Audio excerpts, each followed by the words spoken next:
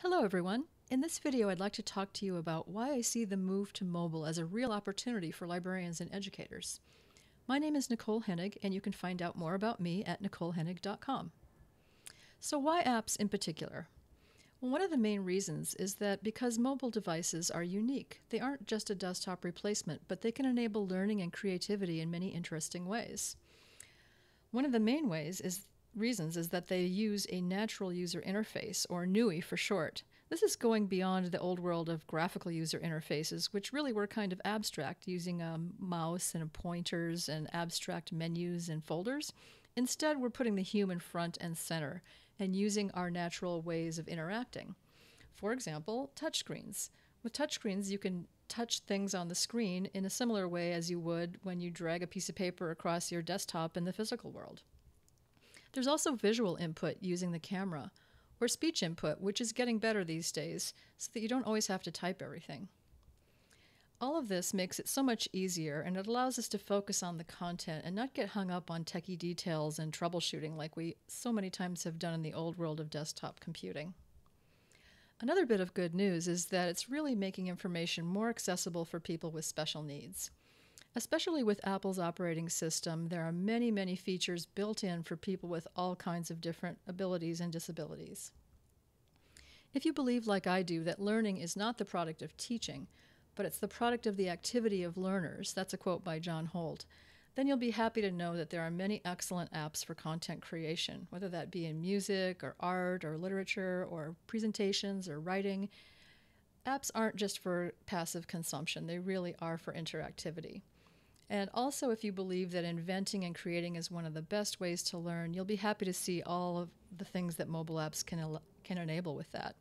Also, as you've probably heard, students are learning how to code apps, which is another interesting aspect of these devices.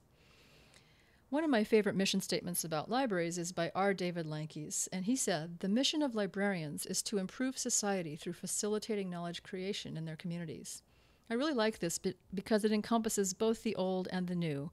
It's the reason we've always built collections of books and other materials, so that people can use that information and create things with that knowledge. And as you know, libraries are really getting into being centers for content creation. We've done it for a long time already with digital media labs and publishing and writing centers, and now some libraries are also getting involved by offering maker spaces, or labs that offer things like 3D printing and laser cutting and all kinds of equipment for making physical world objects. Mobile fits into this world too because there are many interesting apps for designing objects for 3D printing. So because of all this, that's why we really need app literacy as a new role for librarians. And by app literacy, I mean understanding mobile ecosystems, how desktop and mobile works together, understanding the device technical capabilities, accessibility features, jailbreaking, and all the unique tasks that apps can enable.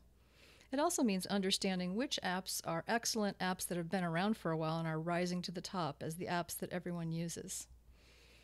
So if you're like most people, you're probably suffering from app overload, right? You're so busy and there are millions of apps out there, not all of them of good quality. So how do you keep up? You might also wonder what are the best criteria for evaluating apps, and how do you write good reviews of apps? You might be thinking about what kinds of creative programs you could offer in your libraries that use mobile apps. Maybe you want to create some online app guides on the web, or offer app workshops, or invite local app developers to speak about their educational app.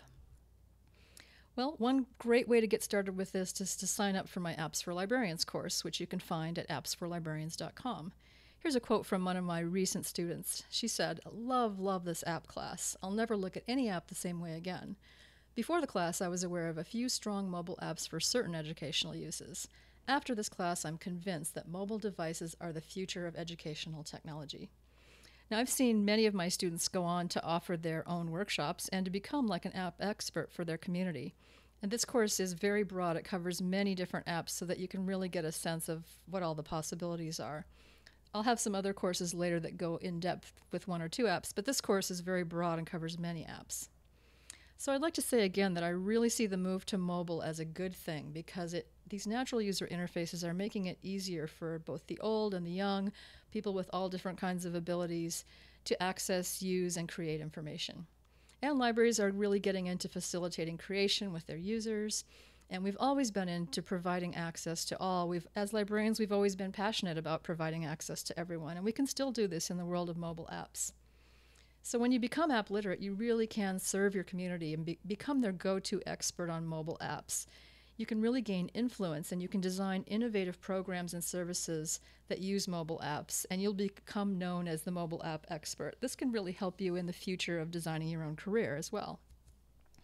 So librarians plus apps are a great combination. We can be their go-to person. If you'd like an easy way to stay current with mobile apps, you can sign up for my free email newsletter, Mobile Apps News. It's at NicoleHennig.com. There you can also find links to my books about apps and the online courses that I teach about apps. For 14 years, I worked at the MIT libraries, first as a webmaster and then as head of the user experience department.